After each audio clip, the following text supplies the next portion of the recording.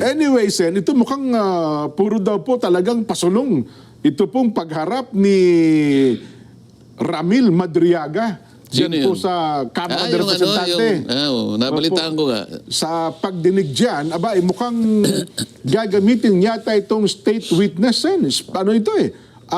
Surprise witness. Hindi naman surprise, kundi expected naman ito. Ito ho ang pinagkaguluhan ng Kamara de Representante. Pinagkaguluhan. Pinagkaguluhan po, Sen. Bakit? Bakit? Mukhang... Kasi ako, sa totoo lang, Opo. wala pa akong nakita kahit anong klaseng episode ng kanilang ano. Nababalitaan ko lang. Ganun ba? Hindi ko na Hindi papanood. napapanood, ano ha? Yun nga po. Ano yung salita mo kanina?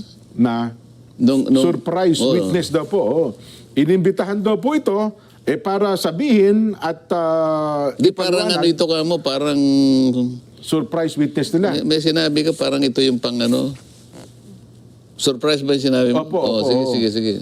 Kasi nga raw ho, Bakit siya surprise? marami daw po itong alam at di umano ay pinagkakatiwalaan daw po ito ng dating Pangulong Rodrigo Duterte at saka ni VP Inday Sara Duterte, Sen. At ito daw pala ay nagdi-deliver ng male-maleta, dapol bag ng salapi sa mga kakilala ng dating Pangulo at ng pangalawang Pangulo, Inday Sara Duterte. Kung surprise witness siya, bakit siya nilabas ngayon? Para daw po talagang maidiin, makakita ng probable cause. Kasi di ba sa Justice Committee ng Kamara, yun lang ata ang hinahanap nila, Sen, di ba? Probable cause. Alam ko kasi, by stages yan, di ba? Opo. Kinakailangan makapasa ka dun sa sufficient inform. Una po Sufficiency yan. inform. Opo, oo. Tatlo yan eh. Sufficiency inform, Substance. sufficiency in substance, Yes po. at saka the complaint alleges sufficient grounds, parang ganyan. Okay, oo. Kaya kailangan merong determination of whether or not the complaint alleges sufficient grounds. Opo. So nag-declare, di ba, sabi niya, ang pagkakaalam ko, nag-declare ng sufficiency of grounds eh. Yes po. O di sapat na yon. Bakit nagkakaroon ng hearing? Yun ang aking tinatanong sa'yo. Hindi, sabi daw kasi mukhang nire-required na rin po ata siya na magkaroon ng, dati tawag nila mini trial eh. Ano ha? Para, kumbaga sa fiscal daw po, pagkariwang kaso, magkaroon daw po ng basihan para maiakyat sa korte yung kasong kinakaharap ng isang tao. Hindi, mali yun. Ganun ho ba? Kasi nga, yung impeachment kasi, Opo. kung ikukumpara mo sa pangkaraniwang kasong kriminal, Yan, opo, oo. ito kasi hindi naman kriminal, hindi civil eh. Hindi It's po. more on political eh. Ipaghalimbawa mo, kaya nga merong ang tinatawag nating maghahabla sa kanya, House of Representatives eh. Opo. Kaya nga sa setup natin, magsisimula yung impeachment sa House. Yes po, sa Kamara, oo. At pagkatapos na establish nila yung kanilang cause of action, kung tutuusin mo sa regular cause of action eh. Opo. Sa House naman, articles of impeachment. Sa mga tid, kung ilang pananagutan ang gusto nilang gawing para ihabla siya. Halimbawa, 10 articles. Prosecutorial ito eh. Opo. Kaya ang tawag doon sa mga maghahabla, prosecution. Yes po. Kaya sa tuntunin ng House, meron silang i-elect na 11 prosecutors. 11 prosecutors, yes. Sa mga tweet, ang nature ng impeachment proceeding sa House, inquisitorial lang siya. Parang preliminary investigation. Opo. Kapag ka pumunta ka sa piskalya, hindi nagtatrial doon eh. Ganun ho ba? Sapat na sa piskal yung madistinggin niya. Kasi noon, lalo na noon Opo, oo. ang quantum of evidence noon ay probable cause. Opo, oo. So masyado siyang mababaw. Na basta naisip lang ng piskal na May batayan ito. Okay ito. mukhang dapat ko talagang ihabla to. Isampa na sa korte So yan. pag nagsampa siya sa korte, aarestuin na siya. Opo. Probable cause. Pero ngayon kasi, binago na yun eh. Okay. Ang quantum of evidence ay yung tinatawag nilang prima facie. Prima facie, opo.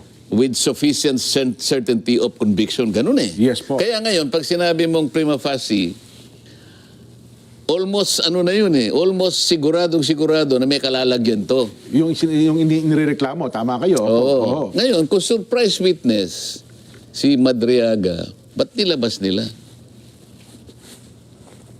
Kasi itong mga sinasabi nila ngayon, ang talagang trial sa Senate eh. Ngayon lang nakikita ko na yung halimbawa, pag nakita ko yung testimony niya, di napaghandaan ko na siya, ito tatanungin ko siya ng Yun ganito. na nga po, Tatanungin ko ganito. Oo. Paano kung lahat ng tinanong ko bumagsak siya? Eh di wala. Oo. Kaya nga yung piskal, sasabihin niya lang, ikaw ba si Madriaga? Opo. Tetestingin niya lang eh. Oo. Kuminsan ang daming nahuhuli sa piskalya pa lang eh. Piskal, oo. Kasi nung nagtatrial pa ako sa bandang Laguna, Opo. may nauna eh. Pero kasi maliit lang yung opisina. Ito muna yung nauna. Oo. Attorney Nelson Lubao. Yan. Asan ang ano mo? Sir, wali ka. Asan yung akusado? Asan yung complainant? Ito. Complainant, halika. Sabi ng piskal, Opo.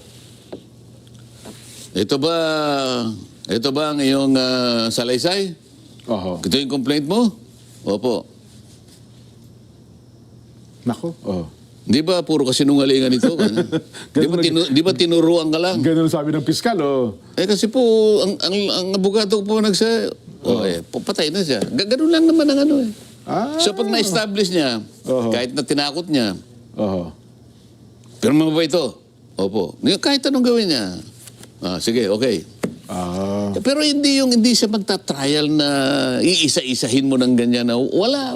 Kasi kahit na iminamatwid nila na kasi may nakalagay sa amin dito na mag-hearing kami. Yes po, yun daw eh. Yung hearing na yon sa aking opinion, dahil nga nahangga ka lang sa preliminary investigation, hindi ka magta-trial because ang trial proper sa Senado pa rin. Yes po, oo. Kahit nasabihin mo pang merong hearing dyan, yung hearing sapat lamang hanggang sa hangganan ng preliminary investigation. Hindi siya trial para ma-examine mo yung merits nung daladala niyang siguro ang sinabi niya halimbawa, Kanyang affidavit, ikaw ba si Madriaga? Ito ba ito yung ganito? Ganito ba ito? Pirma mo ba ito? Ito bang taong binanggit mo rito, buhay? Ito bang ganito? Hanggang ganun lang. Pero yung merito nito, para ngayon ay tingnan mo yung kung bastante ang kanyang kredibilidad. Hindi yun ang ganun ba? Hindi yun. Kaya nga sabi ko, kung ito yung star witness, para halimbawa gamitin nila, against Vice President. unang-una, preliminary investigation lang to eh. Tapos ang quantum of evidence, sabi ko ngayon siya, prima facie. Nung tinatanong ata siya, balit-balita ko lang naman wala namang corroborative evidence eh. Sana man lang merong independent evidence gagamitin mo para yung statement niya totoo. Para walang ganoon eh. Mukhang siya lang po ata. So bagsak siya. Babagsak siya doon sa quantum nung certainty of conviction. Kasi kailangan admissible, kailangan corroborative. Paano mag-admissible meron daw checking Opo, yun. Isa pa yun. May hindi na. nalabas ng cheque. Ito nga yung sinasabi ko, dito pa lang, lilitaw na yung bakit sila nagpakadalubhasa na ilabas ito kung ito pala yung kanilang pambato? Hindi, pero Sa akin lang naman, Kung wala man daw po mga corroborative statements, baka naman daw po sa mga dokumento, mga hawak nitong papel.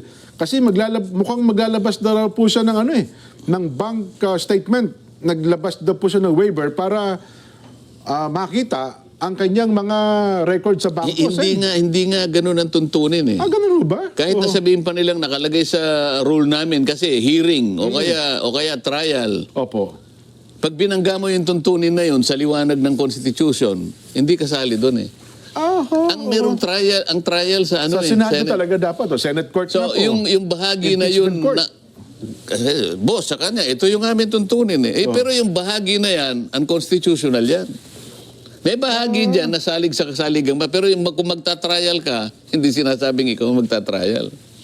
Ilang masasabi ko doon? Ang problema... At saka dapat susuriin mo, yun bang mga sasabihin niya?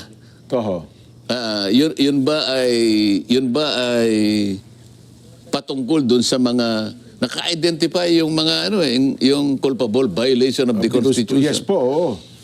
Kasi baka naman hindi babagsak doon. So dapat piliin mo lang, alin doon sa pinagsasabi mo, ang pwedeng mag-qualify na impeachable offense. Oho. Hindi lahat naman ng offense kasi impeachable. Nako. Identified lahat yun, di ba?